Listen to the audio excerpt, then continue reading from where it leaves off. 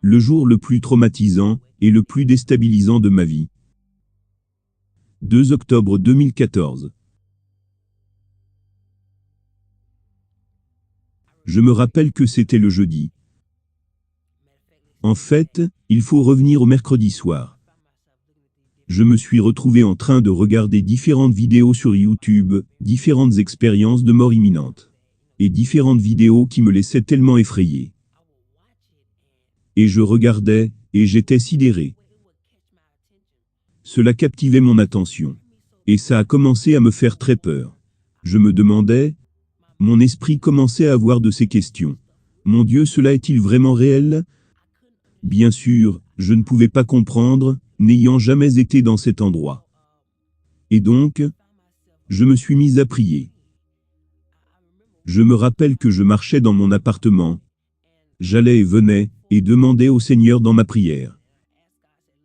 Seigneur, si tu me donnes une expérience hors du corps, je fais le vœu de partager ta parole, et de dire aux gens ce que j'ai vu. Je priais, sans m'attendre à ce que Dieu me réponde. Je ne faisais que prier, je priais, sans m'attendre à une réponse particulière. Et, après cette nuit, le lendemain, le jeudi 2 octobre, j'ai fait ce rêve. Et mon esprit a quitté mon corps. C'était comme si j'étais dans mon appartement, et mon esprit a été aspiré hors de mon corps. Et je suis passé par différents ravissements de lumière, de couleur blanche éclatante. Le meilleur que je puisse l'expliquer, c'est des différents flashs de lumière, puis apparaît devant, un ciel totalement bleu, sans nuages. C'était comme un endroit bleu, sans aucune terre, aucun arbre, aucune herbe, aucune eau. Rien. Il n'y avait rien, à part une atmosphère bleue. Et cela allait sur des millions, et des millions de kilomètres. Rien d'autre n'existait, comme si rien d'autre n'était caché. Tout était devant tes yeux, pour que tu puisses voir. Et nous étions dans une sorte de corps transparent. Un genre de corps lumineux qu'on pourrait rapporter à une âme ou un esprit. Et je pouvais voir à travers. C'était si transparent. Et en face de moi, c'était des milliers, sur des milliers, de personnes similaires à ce que j'étais. Et des milliers sur des milliers derrière moi. J'ai su que c'était une sorte de forme de l'âme. Et au milieu de ma poitrine, il y avait des graines de diverses semences. Je ne savais pas pourquoi elles étaient là. Et j'ai réalisé que j'étais en fait le seul être capable de bouger, hors de l'endroit où je me trouvais. De regarder, d'observer, de sentir, de goûter, et vous savez, de sentir la peur. Tous mes sens étaient actifs à ce stade-là. Et donc, j'ai commencé à regarder aux alentours, et à observer les choses que je voyais, sans savoir que c'était un rêve. Je pensais que c'était la réalité. Je pensais que cela se déroulait vraiment. Et j'ai regardé vers l'avant, et il y avait ce grand ombrage, très loin devant moi. Dans la ligne, c'était comme des milliers, et des milliers de personnes devant moi. Et il y avait cette ombre, une énorme ombre, mais elle n'avait aucun détail. C'était comme une vapeur. Et je pouvais voir que c'était une ombre de quelque chose qui était en face. Et à ce stade-là, j'avais beaucoup de questions, dans ce rêve. Puis venu de nulle part, j'ai entendu ces mots. Éloigne-toi de moi. Puis cet espace est juste embrasé, à un niveau que je ne peux pas qualifier. Du côté gauche de Dieu, de Jésus-Christ, ou comment vous l'appelez au jour du jugement, de son côté gauche à lui, il y avait un grand gouffre qui s'est ouvert. Et il y avait des pierres de feu. C'est comme quand tu prends un briquet, et que tu essaies de faire jaillir une flamme. Mais à la place du feu, c'était des pierres. Et elles jaillissaient de ce gouffre. Et quiconque à qui Dieu disait, « Éloigne-toi de moi », était englouti par ce gouffre. Et les flammes, et les pierres étaient si brûlantes que ça nous brûlait. Nous tous à l'extérieur de ce gouffre, le côté gauche de notre corps ou de notre forme. Ça nous brûlait, et tout le monde faisait ce geste. C'est comme quand tu dis à quelqu'un, ferme la porte, il fait très froid. C'est ainsi qu'était cette intensité. Puis le gouffre s'est fermé. La chose se passait tellement vite, que les cris étaient encore là. J'entendais. Éloigne-toi de moi. Et ça se fermait, et le cri après. Cela me terrifiait. Et sorti de nulle part, quelque chose nous harponnait, et faisait avancer la file. J'ai commencé à penser, et à comprendre où on était. Oh mon Dieu, peut-être que c'est le jour du jugement? Moi qui avais tant de questions. Et j'entendais, éloigne-toi de moi. Éloigne-toi de moi. Et toutes ces différentes personnes étaient envoyées en enfer. Et la partie qui m'a effrayé le plus, c'était quand, pour les gens qui étaient jugés, tu pouvais entendre quand Dieu leur parlait. Et tu pouvais entendre toutes les choses pour lesquelles ils étaient jugés. Donc, si quelqu'un allait en enfer pour quelque chose, que tu as aussi pratiqué dans la vie, tu savais où tu allais finir. Et donc je voyais les gens qui partaient. Je voyais des flammes, et ça nous brûlait constamment, nous tous à l'extérieur, qui n'avons pas encore été jugés. Et je pouvais entendre des personnes qui parlaient à Dieu. Et je me rappelle qu'il y avait une femme, avec des cheveux blonds. Dieu lui parlait. Il dit, je ne te juge pas, parce que tu as posté sur les réseaux sociaux. Mais je te juge pour la façon dont les gens l'ont reçu. 300 000 personnes se sont égarées à cause de tes publications. Et il dit, leur sang est retombé sur toi. Et de nulle part, éloigne-toi de moi. Et je ne peux pas exprimer combien ces mots étaient puissants. Immédiatement après, éloigne-toi de moi, tout était secoué. Et elle a été envoyée avec une grande force. Et le gouffre s'ouvre. Et elle y va, et ça se referme. Et puis, le cri était si agonisant que cela me terrifiait. Les gens qui pratiquaient l'idolâtrie, la fornication, beaucoup de ces choses que je pouvais entendre, ces personnes qui étaient devant moi étaient terrifiées, parce que beaucoup avaient trempé dans les mêmes choses. Et ils ne se sont jamais repentis. Donc des milliers, et des milliers étaient jetés. Ils allaient dans ce gouffre tellement rapidement. Je n'ai jamais vu quelque chose d'aussi rapide. Et c'est arrivé au point où j'étais le prochain dans la file. Et il m'a appelé. Et il a commencé à me parler. Et gardez à l'esprit que toute notre vie tient dans sa main. Et tout ce que nous avons fait au cours de notre vie témoignera contre nous. Donc tu ne peux pas mentir, parce que ta vie témoigne. Elle dit, oui tu l'as fait. Tu as fait ceci, tu as fait cela à cette époque, oui tu l'as fait. Et au moment où Dieu me parlait, il y avait un grand écran. Comme si, quoi que Dieu dise, cela avait eu lieu. Et donc, il a commencé à me parler. Il a commencé à me raconter tout ce que j'aurais pu faire de mieux, et, à ce stade, j'étais comme, ok Seigneur, oui j'aurais pu faire ça en mieux, je l'ai pas fait.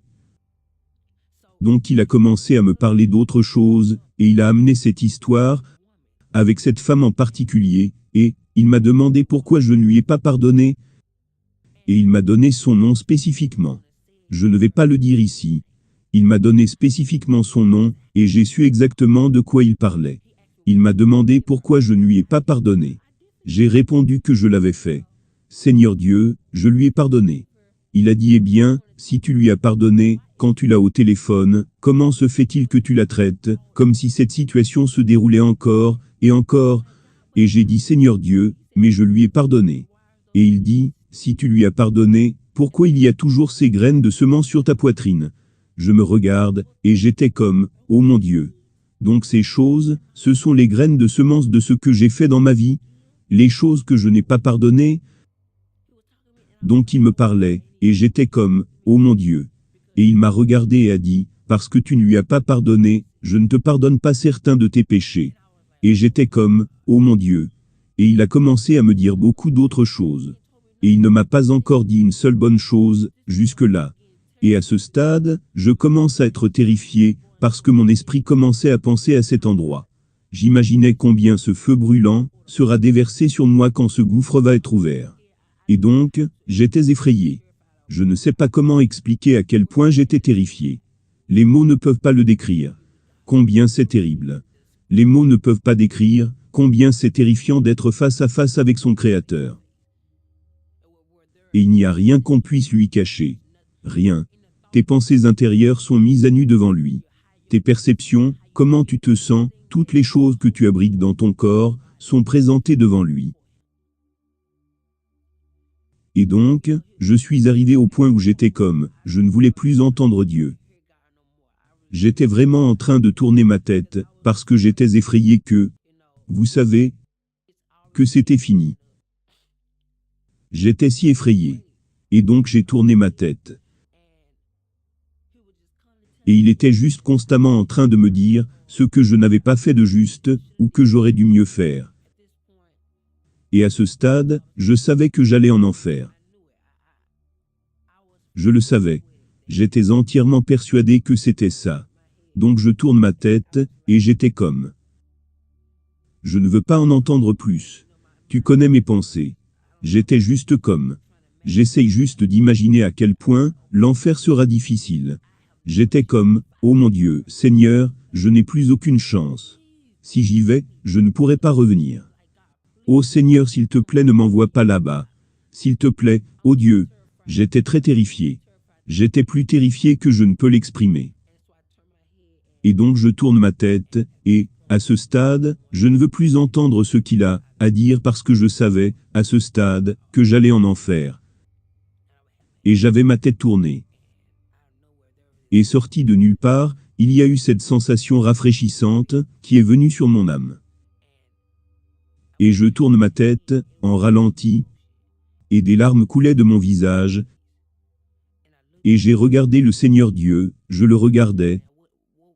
Quel va être mon jugement? Et il m'a regardé, et m'a dit tout droit au visage, tu ne recevras pas, bon et fidèle serviteur. Tu vas recevoir, tu as réussi à peine. Et il a fait un pas en arrière et a dit, viens. À ce stade j'étais très confus, j'étais comme, oh mon Dieu. Et du côté droit de Dieu, le ciel s'est ouvert.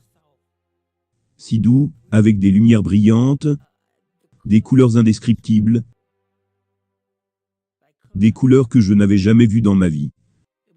C'était tellement, tellement si beau, tellement incroyable. Et les couleurs explosaient à mesure qu'elles grandissaient. Elles grandissaient à mesure que le ciel s'ouvrait, si tendrement. Et je marchais dans cette direction, et, alors que je dirigeais ma main vers le portail, les doigts de ma main devenaient plus grands. Les doigts de ma main grandissaient, c'était comme si je grandissais. Comme si je grandissais dans un état de maturité, d'un corps glorifié. Et donc mes jambes aussi sont devenues plus grandes. Et tu pouvais voir à quel point j'étais devenu plus grand de l'autre côté. Et comment mon âme a été transformée dans un corps glorifié. Et mon corps était en train de passer à travers, et la seule partie qui restait était ma jambe droite et juste, avant que mon pied ne soit posé, je me suis réveillé. Le rêve m'avait tellement effrayé. Je suis resté sous les draps pendant des heures. J'étais tellement terrifié, j'étais terrifié de bouger, j'étais terrifié de faire quoi que ce soit, parce que j'avais peur que cela soit ajouté à mon jugement. Je pensais que c'était le jugement. Je ne l'ai pas ressenti comme un rêve. Je pouvais ressentir, je pouvais goûter, je peux vous dire ce que cela m'a fait ressentir. Tout était si vivant, dans le rêve. Et, à ce moment, j'ai demandé à Dieu, pourquoi m'as-tu donné ce rêve? Il m'a répondu, parce que je veux que tu préviennes mon peuple. Que les choses que tu as vues, sont les choses qui doivent arriver. Et je n'avais pas réalisé ce pourquoi j'avais prié, et les vœux que j'avais faits devant Dieu. Que Dieu allait le réaliser, et que maintenant il attend que je réalise ma part. Donc c'est pour cela que je suis là en train de vous parler en ce moment. Pardonnez. Laissez tomber. Je ne pourrais pas vous décrire combien de personnes permettent à la rancœur de grandir en eux et de causer de l'amertume, ce qui leur fait faire les choses pour lesquelles ils sont jugés, des choses qui leur feront rater le paradis. J'étais terrifié, j'ai vu tellement de gens qui allaient en enfer. C'était comme si j'étais le seul, parmi des milliers et des milliers devant moi. C'était effrayant pour moi.